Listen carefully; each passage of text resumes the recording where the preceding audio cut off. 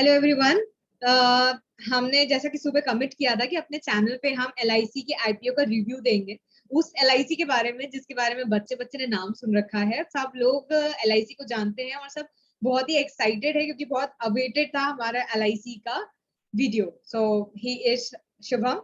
और हम लोग आपको बहुत सारे लोग अभी डिलेमा में होंगे कि हमें एलआईसी का आईपीओ लेना चाहिए कि नहीं लेना चाहिए। इनफैक्ट आज 4 तारीख है, 4 मई 2022, जिसमें बहुत सारे लोगों ने लगा भी लिया होगा बिडिंग, लेकिन अभी बहुत सारे लोग ऐसे होंगे जिन्होंने नहीं भी लगाया होगा, तो उनके मन में बहुत सारे से सवाल चल रहे होंगे कि लगाना चाहिए या नहीं लगाना चाहिए। तो इस वीडियो में हम बहुत सारे पॉइंट्स कवर करेंगे, जैसे कि कंपनी के बेनिफिट्स क्या हैं, कंपनी के चैलेंजेस क्या हैं, और कंपनी के फाइनेंशियल्स को हम कंपेयर करेंगे। और लास्ट में आप भी स्टडी कर सकते हैं, आपका अपना ओपिनियन हो सकता है और हम भी अपना ओपिनियन देंगे कि लगाना चाहिए एलआईसी के आईपीओ में या नहीं। आइए चलिए स्लाइड स्टार्ट करते हैं।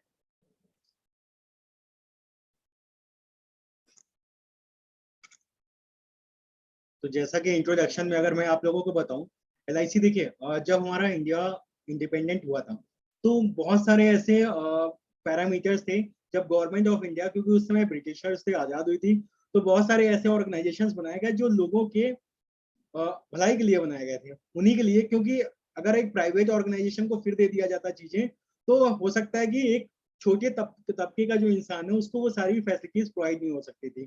तो इसीलिए उस समय एक लाइफ इंश्योरेंस कॉर्पोरेशन का भी गठन किया गया था जिसका नाम था एलआईसी। उस समय गवर्नमेंट के पास पूरा पूरा 100% स्टेक हुआ करता था। बट 1992 के बाद जब मनमोहन सिंह जी आए तो उन्होंने एक ग्लोबल लिबरलाइजेशन पॉलिसीज को लेकर के, जिसकी वजह से प्राइवेट प्लेयर्स भी हमारे इंडिया में इंश्योरेंस के बिजनेस करने के लिए कैपेबल हो गए और उन्होंने इंश्योरेंस के बिजनेस करना शुरू कर दिया। लेकिन आज भी सबसे ज्यादा स्टेक अगर देखा जाए तो लाइफ इंश्योरेंस कंपनी के पास है, जो कि आपका यहाँ पे देखने को आप लोगों को मिल रहा होगा। 66.2% का जो बिजनेस वॉल्यूम है या मार्केट शेयर है आपका यहाँ, वो लाइफ इंश्योरेंस कंपनी के पास ही है। और लाइफ इंश्योरेंस के इवन लाइफ इंश्योरेंस कंपनी केवल लाइफ इंश्योरेंस प्रोडक्ट नहीं बेचती है, बहुत सारे प्रोडक्ट बेचती है, चाहे वो मार्केट लिंक्ड हो या इंडोमेंट प्लान हो। जैसे यूलिप प्लान है, सेविंग इंश्योरेंस प्रोडक्ट्स हैं, टर्म इंश्योरेंस प्रोडक्ट है, हेल्थ इंश्योरेंस और एन्युटी पेंशन प्रोडक्ट्स भी ये प्रोवाइड करती है। और साथ ही साथ अगर हम देखें, लास्ट जो सितंबर है 2021 की रिपोर्ट जो आप लोगों के यहाँ स्क्रीन पे दिख रही होगी, वहां पे अगर टोटल एयूएम देखा जाए तो 39 लाख करोड़ का जो एयूएम है आपका, वो एलआईसी के पास है। और मैं आप लोगों को एक और चीज बताना चाहूंगा, ये जो 39 लाख करोड़ रुपीस का जो एयूएम है, ये हमारे पूरे म्यूचुअल फंड इंडस्ट्रीज के एयूएम से भी ज्यादा है। अगर हम कैलकुलेट करें तो 1.1 टाइम्स आपका म्यूचुअल फंड इंडस्ट्रीज से इसका एयूएम ज्यादा है। तो इवन एक केवल कंपनी, लाइफ इंश्योरेंस कंपनी, आप लोग बिलीव कर सकते हो, वो म्यूचुअल फंड इंडस्ट्रीज से भी ज्यादा उस एयूएम जो एसेट है उसको मैनेज करती है। तो ये सबसे बड़ी बात होगी। और देखते हैं कहाँ कहाँ पे ब्रांचेस हैं और कहाँ कहाँ पे इसके ग्लोबल ब्रांचेस हैं। एलआईसी जो ऑपरेट करती है उसके 2048 ब्रांचेस हैं, 113 डिविजनल ऑफिसेज हैं और साथ ही साथ 1554 सैटेलाइट ऑफिसेज भी अवेलेबल हैं। और साथ ही साथ ये केवल इंडिया में नहीं, फॉरेन कंट्रीज में भी अपने बिजनेस को बढ़ा चुकी है। जैसे कि ग्लोबली कहाँ कहाँ पे, Fiji, Mauritius, Bangladesh, Nepal, Singapore, Sri Lanka, UAE, Bahrain, Qatar, Kuwait और यूके, इन सभी जगह पर भी आपको एलआईसी का बिजनेस देखने को मिलेगा। अब हम एलआईसी के पॉजिटिव फैक्टर्स के बारे में बात करते हैं कि कंपनी में क्या चीजें जो हैं वो अच्छी हैं और क्या बेनिफिट्स हैं। तो जो हमारी कंपनी है एलआईसी, वो बहुत सारे प्रोडक्ट्स देती है जिसमें हमारे इन्वेस्टमेंट और इंश्योरेंस प्रोडक्ट्स रहते हैं। और मैक्सिमम इसके जो प्लान्स रहते हैं वो गारंटीड रहते हैं कि वो जो रिटर्न, जो पैसा ले रही है, वो पैसा वो इन्वेस्टर्स को गारंटीड रिटर्न्स के जैसे देगी, जिसमें हमारे कस्टमर्स जो होते हैं वो हिचकिचाते नहीं है पैसा कंपनी में लगाने से, और वो पैसा लगाते हैं। और कंपनी का इसी की वजह से मार्केट शेयर जो है, उस ट्रस्ट की वजह से, उस ट्रस्ट डेवलप होता है, उस ट्रस्ट की वजह से मार्केट शेयर जो है वो इतना बड़ा है। तो और एक और चीज मैं आप लोगों को बताना चाहूंगा, और विधि आप भी सुनिएगा। एलआईसी का क्या है, गारंटेड रिटर्न्स के प्रोडक्ट है। देखिए पहले क्या होता था कि लोगों को टर्म इंश्योरेंस अगर बेचा जाता था, लोगों को ये समझ में आता था कि हम पैसा क्यों दे जो पैसा हमें वापस नहीं आ रहा है। तो इन चीजों को देखते हुए गवर्नमेंट ऑफ इंडिया ने कुछ ऐसे गारंटीड प्लान लेकर के आए जिसमें लोगों का इंश्योरेंस भी कवर हो जाता है और साथ ही साथ उनकी इन्वेस्टमेंट भी हो जाती है, जिसको गारंटीड इन्वेस्टमेंट के साथ या गारंटीड कुछ रिटर्न्स हैं उसके साथ गवर्नमेंट ऑफ इंडिया, मतलब कि हमारी एलआईसी कंपनी, वो लोगों को प्रोवाइड करा देती थी, जिससे एक लमसम अमाउंट भी उनका इकट्ठा हो जाता और साथ ही साथ उनका लाइफ इंश्योरेंस का कवर भी हो जाता। और आगे दूसरे पॉइंट पे भी ये देखते हैं कि पॉजिटिव फैक्टर में क्या है, एलआईसी के सबसे ज्यादा एजेंट है। एलआईसी के आपके 13.5 लाख से भी ज्यादा एजेंट है, और जो कि वो फेस हैं जो एलआईसी को सबसे बड़ा वॉल्यूम और सबसे बड़ा रिप्रेजेंट बिजनेस करते हैं बनाते हैं। बेसिकली। बिल्कुल, एब्सोल्युटली। और एलआईसी का नाम है तो पहले ही भरोसे की बात अगर देखो तो सबसे बड़ा ब्रांड एलआईसी के नाम से ही पूरा हो जाता है। और किसी से भी आप आज के टाइम पे पूछते हो कि क्या आपके पास लाइफ इंश्योरेंस है, यस मेरे पास एलआईसी है। इवन उसने एचडीएफसी का भी लिया हो तब भी बोलता है कि मेरे पास एलआईसी है। तो ये नाम ही बहुत बड़ा नाम है। अब पहले ही मैंने आप लोगों को यहाँ पे बताया कि 39 लाख करोड़ का एरिया जो कि म्यूचुअल फंड इंडस्ट्री से ज्यादा है, वो अकेले ही ओन करती है। और साथ ही साथ जो भी हमारे स्टॉक मार्केट हमारे इंडिया में लिस्टेड है स्टॉक्स, उनमें 4% जो स्टॉक्स हैं वो आपका ओन करती है एलआईसी, लाइफ इंश्योरेंस कॉर्पोरेशन। अब इंडिया में ये आपकी लीडिंग इंश्योरेंस प्रोवाइडर तो है ये, क्योंकि सबसे ज्यादा मार्केट शेयर इसी कंपनी के पास है। और साथ ही साथ ग्लोबल में ये 5th रैंकिंग पे आती है ग्रॉस रिटर्न प्रीमियम के मामले में। और जो भी इंडिविजुअल है जिसकी जैसी भी नीड है, इस कंपनी में ये कहा जाता है कि उसकी नीड के अकॉर्डिंग वैसा प्रोडक्ट ये लाने में कैपेबल है, और जिसकी जैसी नीड है वो अपने हिसाब से अपने प्रोडक्ट को ले सकता है। तो यहाँ पे हम लोगों ने पॉजिटिव फैक्टर्स को कवर किया। अब हम लोग आगे देखेंगे कि क्या चैलेंजेस हैं। तो सबसे बड़ा चैलेंज है यहाँ पे, वो है पुअर पॉलिसी ग्रोथ। क्योंकि देखिए ऑनलाइन राइवल्स आ चुके हैं, ऑनलाइन बहुत सारे मार्केट प्लेयर्स आ चुके हैं, जैसे पॉलिसी बाजार है, ऐसे बहुत सारे नाम हैं जहां पे बहुत सारे कंपनीज के कंपैरिजन मिल जाते हैं।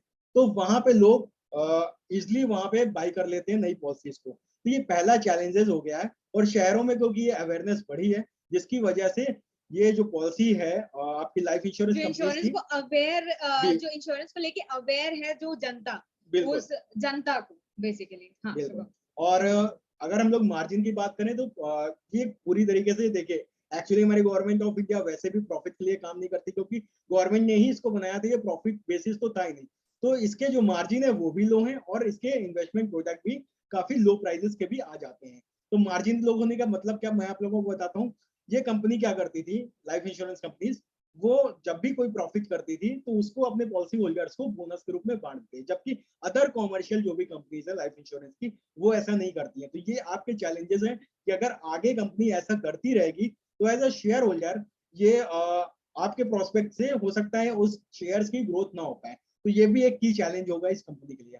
और दूसरा, it's very difficult to value LIC as a business model, क्योंकि ये बिजनेस मॉडल की तरह थी नहीं। इसने हमेशा एक अच्छी भलाई के लिए अपने इन्वेस्टर्स को देखा है, और उनको जितना बेनिफिट्स हो सकता है उसको पहुंचाने के लिए पूरी तरीके से काम करती है। जैसे कि हम लोग इंश्योरेंस को आज नहीं आज जानते हैं, लेकिन एक टाइम था जब इंश्योरेंस लोग नहीं जानते थे, इसीलिए इसके जो प्लान्स हैं वो गारंटीड प्लान्स ही होते हैं कि लोग इन्वेस्टमेंट के साथ साथ अपने जो लाइफ का प्रोटेक्शन है वो भी ले लें। लेकिन आज लोग अवेयर है, वो मैं कहूंगी कहीं ना कहीं एलआईसी की बदौलत है, क्योंकि उसी ने ये ट्रेंड स्टार्ट किया है लाइफ इंश्योरेंस का। बिल्कुल श्योर। तो यही सारी चीजें चैलेंजेस होंगी कि आगे कंपनी कैसे अपने न्यू पॉलिसीज की ग्रोथ को बढ़ाएगी, कैसे अपने मार्जिन को बढ़ाती है, और साथ ही साथ अपने बिजनेस को कैसे बिजनेस मॉडल को डेवलप करती है, जो कि एक नॉन प्रॉफिट से, मतलब नॉन प्रॉफिट नहीं कहा जा सकता, एक लेस प्रॉफिट से हाई प्रॉफिट कंपनी कैसे बनेगी, ये भी एक की चैलेंजेस माना जाएगा इस कंपनी के लिए। आगे बढ़ते हैं, कंपनी के फाइनेंशियल अगर हम देखें तो ये सारे फिगर्स आप लोगों को मिलियंस में है। यहाँ पे आपके जो टोटल एसेट्स हैं उसकी भी ग्रोथ देखें तो बहुत ही सिमिलर रही है, बहुत ज्यादा ग्रोथ यहाँ पे नहीं बोली जा सकती। जो डेटा आपको यहाँ पे फिगर देखने को मिलेगा, जैसे 33 करोड़ 30 सॉरी 33 लाख, नहीं 3 करोड़। हाँ 3 करोड़ 36 लाख का आपका ये एसेट वैल्यूएशन है। उसके बाद जो 2019 के एंड ऑफ ईयर में है, और वही आप एंड ऑफ ईयर ये जाइए 2020 में, तो वहां पे 34 करोड़ 3 करोड़। हाँ सॉरी 3 करोड़ 41 लाख। और वही आपका 3 करोड़ 74 लाख रहा है मार्च 21 में, और आपका 4 करोड़ आपका 31 दिसंबर 2021 में। तो मतलब अगर आप ग्रोथ भी देखें तो वो एक कुछ परसेंटेज में ही आपको यहाँ पे नजर आएगी। और किसी कंपनीज की अगर ग्रोथ देखें तो वो 20% से 25% का ग्रो करती है, जो इस कंपनी में आपको देखने को नहीं मिल रहा है। यहाँ पे आप पैच का भी देख सकते हैं, 26,273 आपका 19 में था, 20 में आपका 27,104, और ये सारी फिगर आपके मिलियंस में है। 29,741। तो ये भी आप प्रॉफिट आफ्टर टैक्स भी अगर देखते हैं तो कोई बहुत बड़ा बिजनेस मॉडल आपको यहाँ पे नजर नहीं आ रहा होगा, क्योंकि एक स्टेबल इनकम ही बढ़ाते हुए कंपनी ग्रो कर रही है। अब ऑब्जेक्ट देख लेते हैं, इस कंपनी का मेन ऑब्जेक्ट क्या है इसको आईपीओ को लॉन्च करने का। पहला, उसे स्टॉक एक्सचेंज में लिस्ट कराना है। दूसरा, अपना कुछ शेयर्स अपने गवर्नमेंट जो प्रमोटिंग होल्डिंग है उसको थोड़ा सा कम करना है 3.5% से। जो नंबर ऑफ शेयर्स यहाँ पे आप लोगों को दिख रहे होंगे 22,13,74,920 शेयर्स ये आपके सेल कर रही है। आगे बढ़ते हैं और डिटेल जानते हैं इसके एलआईसी आईपीओ के बारे में। 4 तारीख जैसे कि आज की डेट पे ये हो चुका है। फेस वैल्यू इसका 10 रुपए है। इसका आईपीओ प्राइस है 902 रुपए से 949 पर शेयर। 949 रुपए का आपका कट ऑफ प्राइस होगा एलआईसी का, और इसका लॉट साइज है 15 शेयर्स की एक लॉट है। इशू साइज मैंने पहले ही बताया 22,13,74,920। ये आपका ओएफएस के थ्रू ये लेकर के आ रहे हैं। और रिटेल, अब इसमें अलग अलग तरीके के डिस्काउंट है और उनकी अलग अलग कैटेगरी है। जब आप अप्लाई करोगे तो वहां पे उस कैटेगरीज को आप चूज करोगे। रिटेल का जो डिस्काउंट है वो 45 रुपए पर शेयर है। एम्प्लॉय का डिस्काउंट है वो भी 45 रुपए पर शेयर है।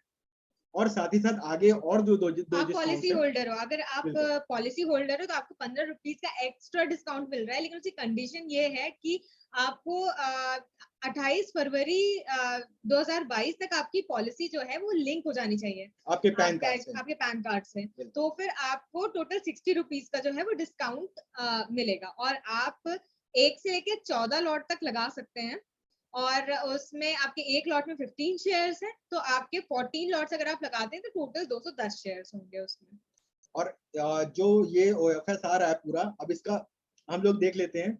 पहले तो लिस्टिंग आप लोगों को पता है बीएससी और एनएससी में, वहां पे आप लोगों को दिख रहा है। और क्यूआईबी शेयर से ये 50% नेट ऑफर का डाल रहे हैं। रिटेल शेयर्स का जो ये ऑफर है ये 35% का है। एचएनआईज का जो कैटेगरी है वो 15% ऑफर के लेकर के आ रहे हैं। और इस समय जो कंपनी के प्रोमोटर्स हैं डेफिनेटली गवर्नमेंट ऑफ इंडिया है, ठीक है, जो कि प्रेसिडेंट के अंडर में रूल करती है। और अभी एलआईसी ओपन हो चुका है। इसकी जो लास्ट डेट है वो 9 मई है, लेकिन 9 मई के शाम 5 बजे तक आप इसकी बिडिंग कर सकते हो। और उसका यूपीआई जो मैंडेट है उसका कंफर्मेशन आप 12 बजे नेक्स्ट डे तक कर सकते हो। लेकिन मैं आप लोगों को यही बोलूंगा, कभी कभी रिजेक्शंस आ जाते हैं बैंक इश्यूज की वजह से या बैंक हॉलीडेज की वजह से। तो ये बेटर होगा कि आप 9 मई को जब आपका 5 बजे की आईपीओ क्लोजिंग हो रही है तभी उसी के बीच में आप अपना मैंडेट कंप्लीट कर लें। अब इवेंट पूरे डेट्स लाइन टू लाइन देख लेते हैं। 4 तारीख को हमारा आईपीओ ओपन हो रहा है, 9 को क्लोज हो रहा है। अलॉटमेंट होगा आपका 12 मई को इनिशियल। अगर आपको अलॉटमेंट नहीं मिला तो आपका जो रिफंड का इनिशिएटिव हो जाएगा वो 13 मई को हो जाएगा। कभी कभी आपको 13 मई को पैसे अगर इंक्रीज नहीं हुए तो आपको डरने की जरूरत नहीं है। बैंकिंग हॉलीडेज की वजह से एक दिन आगे पीछे हो सकता है, सॉरी आगे तो नहीं होगा, एक दिन डिले, मतलब सॉरी आपको एक दिन डिले हो जाएगा। और क्रेडिट ऑफ शेयर जो आपकी डीमैट अकाउंट में है वो 16 मार्च को दिखने लगेंगे। और एलआईसी की जो आईपीओ की लिस्टिंग होगी वो 17 मई को फाइनली हो जाएगी। और वैल्यूएशन अगर मैं बताऊं यहाँ पे जो 902 रुपए या 949 रुपए जो भी वैल्यूएशन आ रही है मुझे सबसे अच्छी लग रही है। और इसके बारे में अभी डिटेल में हम लोग आगे बताएंगे। एलआईसी का जो आईपीओ लॉट है रिटेल कैटेगरी में आप कितना लगा सकते हो, मिनिमम एक लॉट 15 शेयर की क्वांटिटी जिसका प्राइस होगा 14,235, और मैक्सिमम आप 14 लॉट लगा सकते हो। टोटल क्वांटिटी 210 होगी और प्राइस जो होगा 1,99,290 रुपीज। और एलआईसी का जो प्रमोटर होल्डिंग है अभी 100% है गवर्नमेंट ऑफ इंडिया के पास। और जब ये ऑफर आ गया है तो इसके बाद जो प्रमोटर होल्डिंग रहेगी गवर्नमेंट के पास वो 96.5% रहेगी। ठीक है, आगे बढ़ते हैं।